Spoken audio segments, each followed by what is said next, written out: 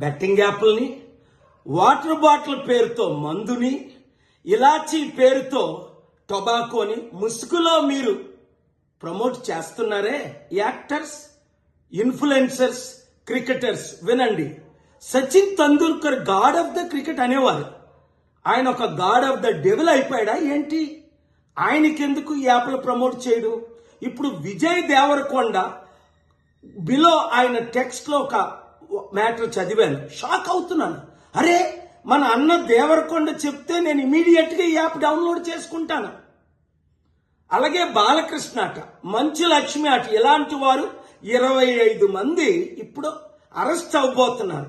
ఒకవేళ పోలీసులు వాళ్ళ దగ్గర పొలిటీషియన్స్ డబ్బులు తీసుకొని అరెస్ట్ చేయకపోతే వారందరినీ సుప్రీంకోర్టుకి నేను నడిపిస్తా. ప్రకాష్ రాజు లాగా మీరు కూడా తప్పయింది అని ఓపెన్ అపాలజీ చెప్పినంత వరకు.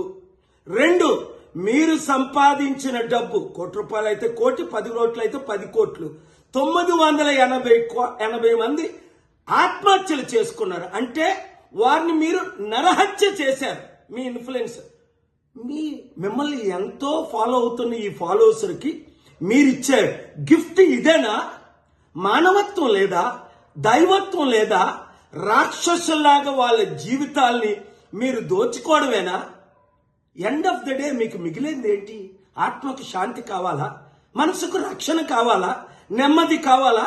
ఫ్యూచర్ మంచి పేరు కావాలా? లేదా చరిత్రహీనులుగా మిగిలిపోవాలా? ఆలోచించండి. 72 గంటల టైం మీకు ఇస్తున్నాను.